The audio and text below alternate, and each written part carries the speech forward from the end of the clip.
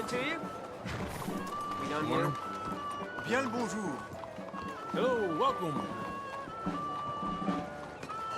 Bonjour. What show's on right now? We just got Saviors and Savages a trip around the world in. Get a load of this fruit. Can I buy a ticket, please? The show will be behind in any of the doors beside the booth.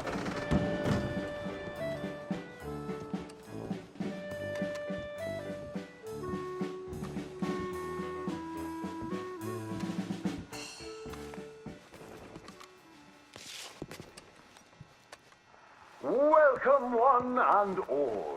I'm going to take you on a journey around the world to parts unseen by most men. Why, I have traversed the great lands and oceans of the globe and bring you sights and scenes from places far away. Yes, a great deal of the world is populated by unwashed savages that don't have the decency to cover their reproductive organs.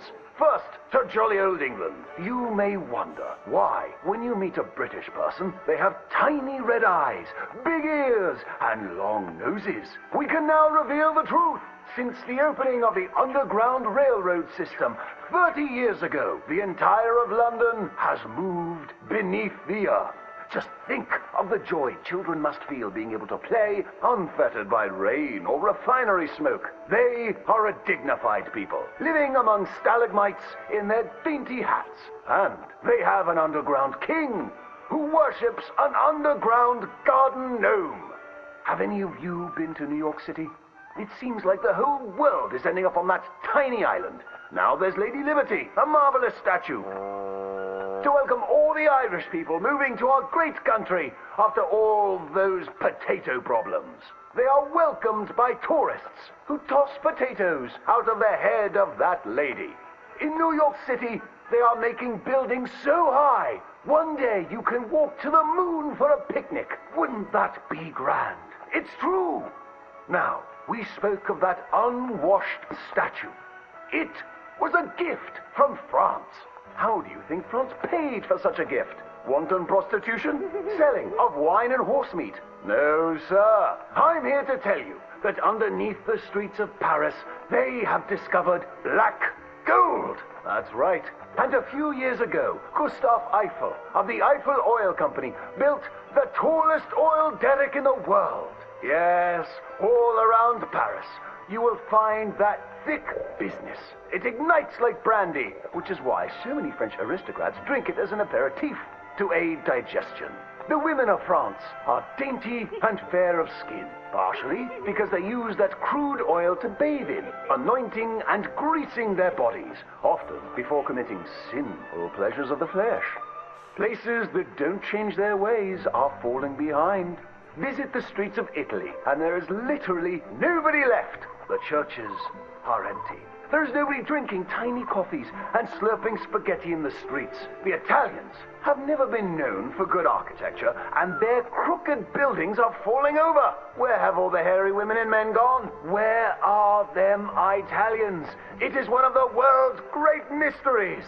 You may have heard talk of a horseless carriage being invented, powered by whale oil, vapors, or demons. Ironically, that is a myth. What is more exciting, the Germans have developed a mechanized horse that never needs to eat or sleep. It is a marvel of invention and is intended to facilitate the German army when it invades France or Russia in their campaign to spread the gastronomical wonders of low-quality beer, sausages, and sauerkraut. They love cabbage. But other than America, where we have plenty of room, it is so crowded in Europe that they are racing to set up a new country at the North Pole where they can dine on the delicacy of frozen fish, penguins, and polar bears. Imagine a place that never gets hot. You don't sweat while toiling in the field, and ice is much cheaper there. I predict that someday people of all nations will join hands at the North Pole, wearing furs and eating fish. My next adventure will be to visit Egypt, where I hear they live in giant triangles and talk in a Chinese-like language of birds and eyes and squiggly lines. And they worship cats. which is a bit worrisome and unsavory. Thank you, ladies and gentlemen, for joining me on these fantastic journeys.